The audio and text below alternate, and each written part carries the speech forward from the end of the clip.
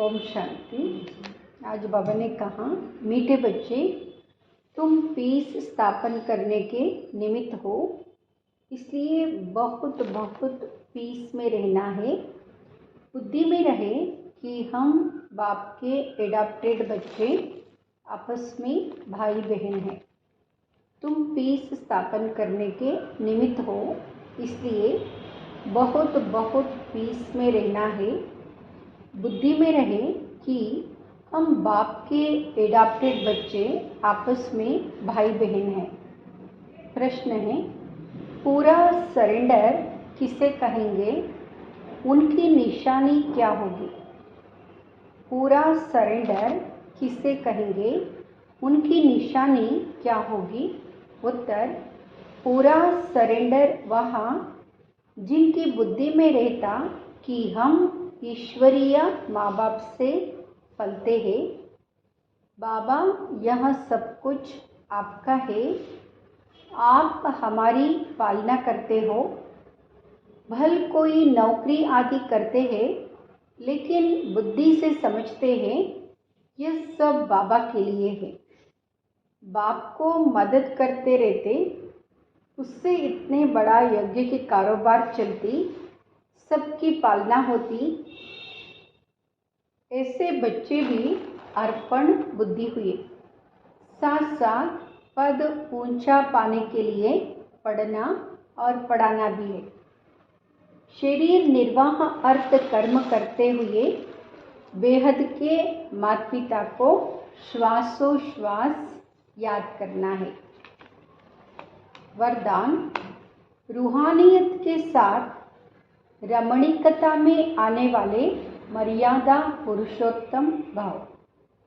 कई बच्चे हंसी मजाक बहुत करते और उसे ही रमणीकता समझते हैं।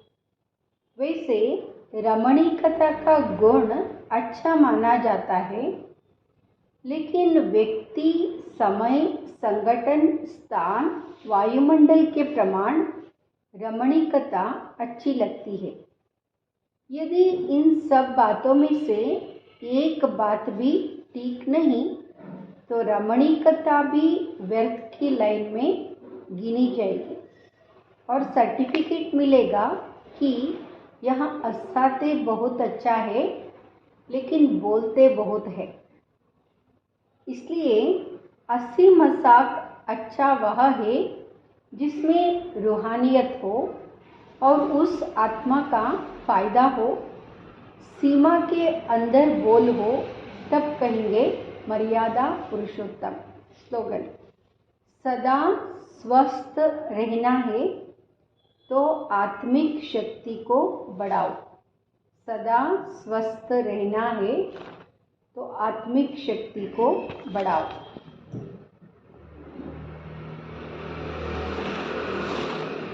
गीत है ओम नमः शिवाय। ओम शांति। यह गीत तो है गायन, वास्तव में महिमा सारी है ही ऊंचे से ऊंचे परमात्मा की, जिसको बच्चे जानते हैं और बच्चों द्वारा सारी दुनिया भी जानती है कि माता पिता हमारा वही है। अब तुम माता पिता के साथ कुटुंब में बैठे हो। श्री कृष्ण को तो माता पिता कह नहीं सकते, बल उनके साथ राधे भी हो तो भी उनको माता पिता नहीं कहेंगे, क्योंकि वह तो प्रिंस प्रिंसेस है। शास्त्रों में यहाँ भूल है। अब यहाँ बेहद का बाप तुमको सभी शास्त्रों का सार बताते हैं। भल इस समय सिर्फ तुम बच्चे सम्मुख बैठे हो, कोई बच्चे भल दूर है, परंतु वह भी सुन रहे हैं। वे जानते हैं कि माता पिता हमको सृष्टि के आदि मध्य अंत का राज समझा रहे हैं और सदा सुखी बनाने का रास्ता व युक्ति बता रहे हैं। यह हुबहू जैसा घर है। थोड़े बच्चे यहाँ है, बहुत तो बाहर है। यहाँ है ब्रह्मा मुखवंशावली नई रचना। वहाँ हो गई पुरानी रचना। बच्चे जानते हैं कि बाबा हमको सदा सुखी बनाने आए हैं। लौकिक माँ बाप भी बच्चे को बढ़ाकर स्कूल में ले जाते। यह बेहद का बाप हमको पढ़ा भी रहे हैं, हमारी पालना भी कर रहे हैं। तुम बच्चों को अब एक के बगैर दूसरा कोई रहा ही नहीं है।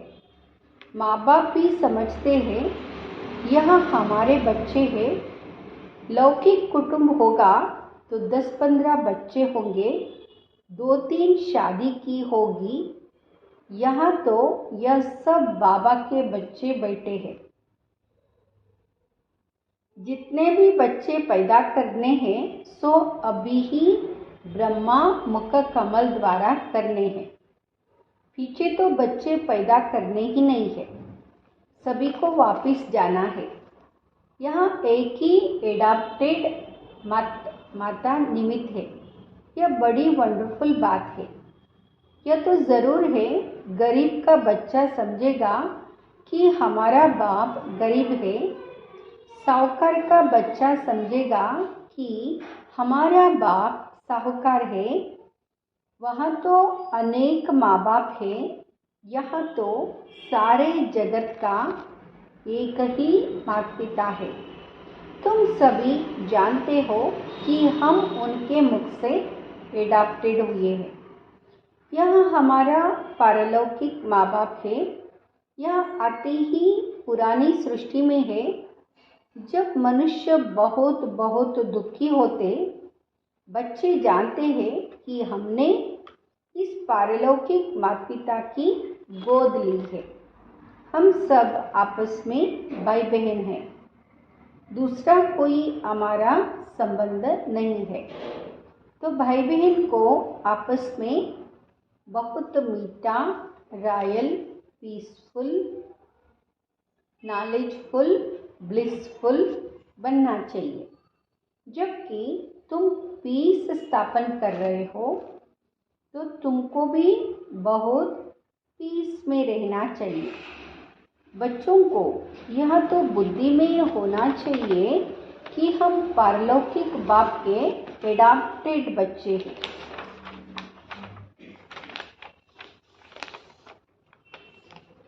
परमधाम से बाप आए हैं, वहाँ है दादा ग्रैंडफादर। यह दादा बड़ा भाई है। जो पूरा सरेंडर है वो समझेंगे हम ईश्वरीय माँ बाप से पलते हैं। बाबा यह सब कुछ आपका है, आप हमारी पालना करते हो। जो बच्चे अर्पण होते हैं उनसे सभी की पालना हो जाती है। भले कोई नौकरी करते हैं तो भी समझते हैं यह सब कुछ बाबा के लिए है, तो बाबा को भी मदद करते रहते हैं। नहीं तो यज्ञ की कारोबार कैसे चले। राजा रानी को भी माता पिता कहते हैं, परंतु वह फिर भी जिस्मानी माता पिता हुए। राजमाता भी कहते हैं तो राजपिता भी कहते, यह फिर है बेहद के। बच्चे जानते हैं कि हम माता पिता के साथ बैठे हैं। यहाँ भी बच्चे जानते हैं कि हम जितना पढ़ेंगे और पढ़ाएंगे उतना ऊंच पद पाएंगे। साथ साथ शरीर निर्वाह अर्थ कर्म भी करना है। यह दादा भी बुजुर्ग है। शिव बाबा को कभी बूढ़ा व जवान नहीं कहेंगे, वह है ही निराकार।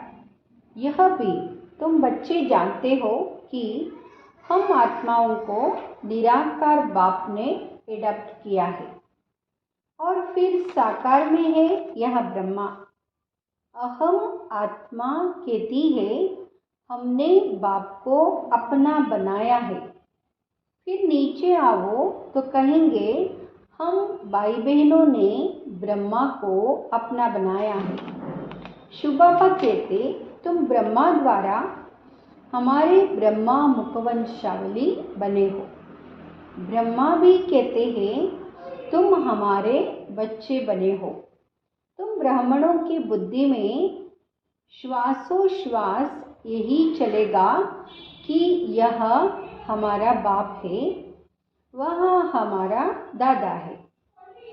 बाप से जास्ती दादे को याद करते हैं। वह मनुष्य तो बाप से झगड़ा आदि करके दादे से प्रॉपर्टी लेते हैं।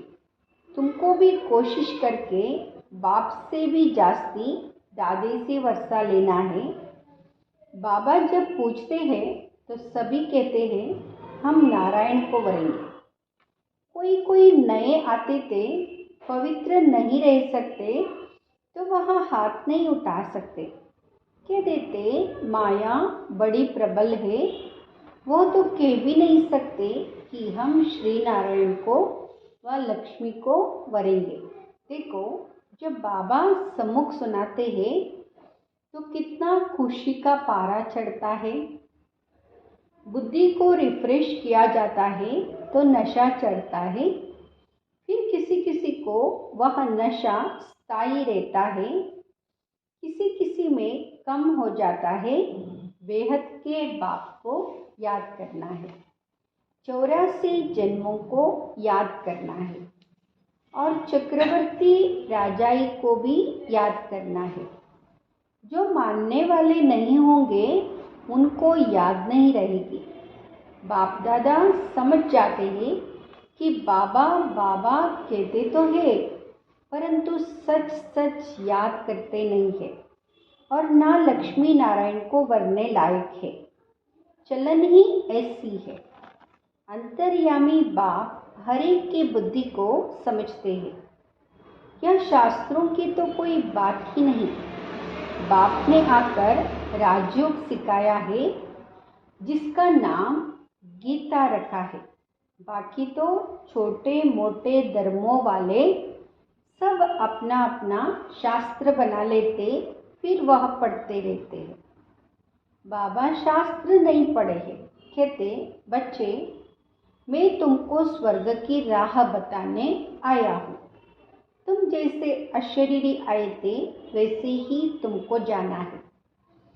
देह सहित सब इन दुखों के कर्म बंधन को छोड़ देना है, क्योंकि देह भी दुख देती है। बीमारी होगी तो क्लास में आ नहीं सकेंगे, तो यह भी देह का बंधन हो गया। इसमें बड़ी बुद्धि सालिम चाहिए। पहले तो निश्चय चाहिए कि बरोबर बाबा स्वर्ग रचता है। अभी तो है नरक। जब कोई मरता है तो कहते स्वर्ग गया, तो जरूर नरक में था ना। परंतु यह तुम अभी समझते हो क्योंकि तुम्हारी बुद्धि में स्वर्ग है। बाबा रोज नए नए तरीके से समझाते हैं तो तुम्हारी बुद्धि में अच्छी रीति बैठे। हमारा बेहद का माता पिता है तो पहले बुद्धि एकदम ऊपर चली जाएगी। फिर कहेंगे इस समय बाबा आबू में है। जैसे यात्रा पर जाते हैं तो बद्रीनाथ का मंदिर ऊपर रहता है, पंडे ले जाते हैं। बद्रीनाथ खुद तो ले चलने लिए नहीं आता है, मनुष्य पंडा बनते। ये शिव बाबा खुद आते हैं परमधाम से। कहते यह आत्माएं, यह शरीर छोड़ शिवपुरी चलना है। जहाँ जाना है वह निशाना जरूर याद रहेगा। वह बद्रीनाथ चैतन्य में आकर बच्चों को साथ ले जाए, ऐसा तो हो नहीं सकता। वह तो यहाँ का रहवासी है। यह परमपिता परमात्मा कहते हैं मैं परमधाम का रहवासी हूँ, तुमको लेने लिए आया हूँ। श्री कृष्ण तो ऐसे कह ना सके। रुद्र शिव बाबा कहते हैं यह रुद्र यज्ञ रचा हुआ है। गीता में भी रुद्र की बात लिखी हुई है। वह रूहानी बाप कहते हैं मुझे याद करो। बाप ऐसी युक्ति से यात्रा सिखाते हैं। जब विनाश हो तो तुम आत्मा शरीर छोड़ सीधा बाप के पास चले जाएंगे। फिर तो शुद्ध आत्मा को शुद्ध शरीर चाहिए, सो तब होगा जब नई सृष्टि हो। अभी तो सभी आत्माएं मच्छरों सदृश वापस जाएगी बाबा के साथ, इसलिए उनको खिवैया भी कहा जाता है। इस विषय सागर से उस पार ले जाते हैं। श्री कृष्ण को खिवैया नहीं कह सकते। बाप ही इस दुख के संसार से सुख के संसार में ले जाते हैं। यही भारत विष्णुपुरी लक्ष्मी नारायण का राज्य था, अब रावणपुरी है। रावण का चित्र भी दिखाना चाहिए। चित्रों से बहुत काम लेना है। जैसे हमारी आत्मा है वैसे बाबा की आत्मा है। सिर्फ हमें पहले अज्ञानी थे, वह ज्ञान का सागर है।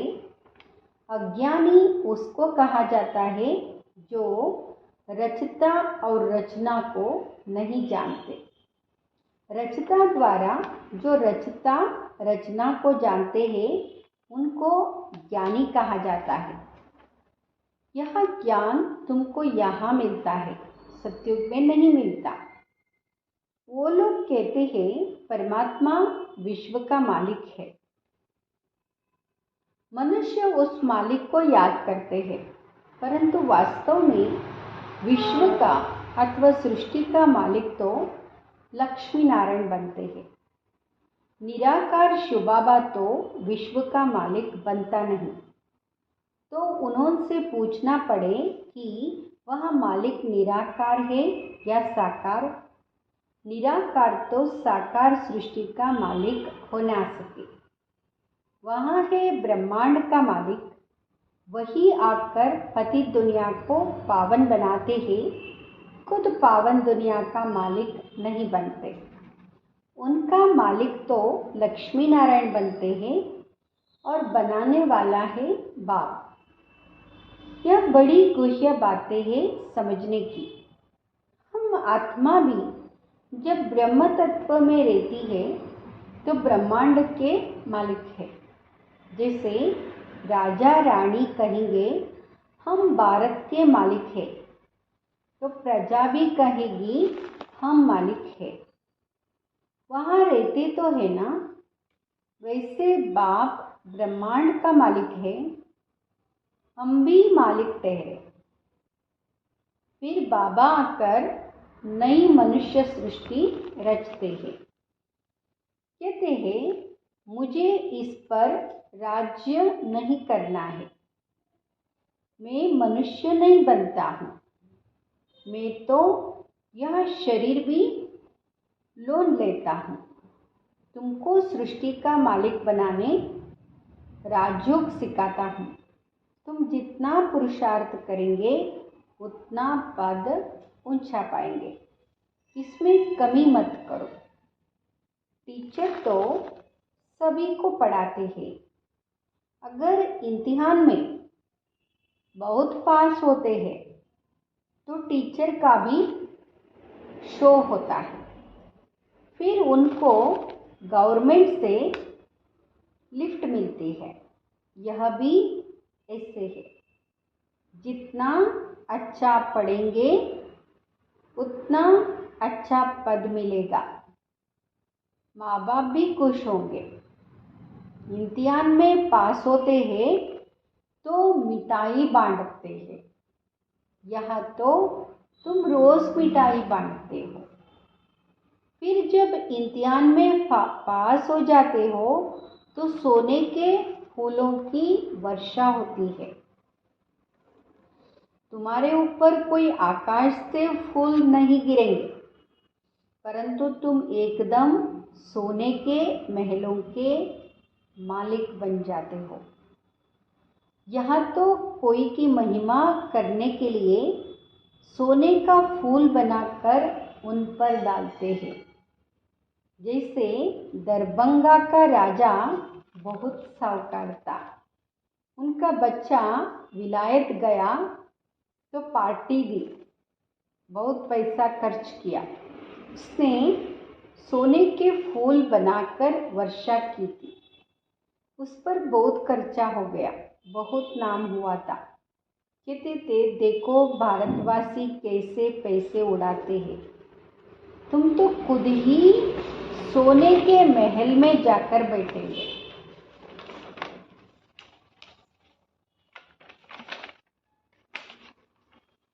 तो तुमको कितना नशा रहना चाहिए। बाप कहते, सिर्फ मेरे को और चक्र को याद करो तो तुम्हारा बेड़ा पार हो जाएगा। कितना सहज है। तुम बच्चे हो चैतन्य परवाने, बाबा है चैतन्य क्षमा। तुम कहते हो अभी हमारा राज्य स्थापन होता है। अब सच्चा बाबा आया हुआ है भक्ति का फल देने। बाबा ने खुद बतलाया है, मैं कैसे आकर नए ब्राह्मणों की सृष्टि रचता हूँ। मुझे ज़रूर आना पड़े। तुम बच्चे जानते हो हम ब्रह्मा कुमार कुमारियाँ हैं, शिव बाबा के पोत्रे हैं। यह फैमिली है वंडरफुल। कैसे देवी देवता धर्म का कलम लग रहा है। जाड़ में क्लियर है, नीचे तुम बैठे हो। तुम बच्चे कितने सौभाग्यशाली हो। मोस्ट बिलवेड बाप बैठ समझाते कि मैं आया हूँ तुम बच्चों को रावण की जंजीरों से छुड़ाने। रावण ने तुमको रोगी बना दिया है। अब बाप कहते, मुझे याद करो, अर्थात शिव बाबा को याद करो। इससे तुम्हारी ज्योति जगेगी, फिर तुम उड़ने लायक बन जाएंगे। माया ने सबके पंख तोड़ डाले हैं। अच्छा, मीठे मीठे सिकिलदे बच्चों प्रति माता पिता बाप दादा का याद प्यार और गुड मॉर्निंग। रूहानी बाप की रूहानी बच्चों को नमस्ते। हम रूहानी बच्चों की रूहानी माता पिता बाप दादा को याद प्यार गुड मॉर्निंग और नमस्ते। ओम शांति।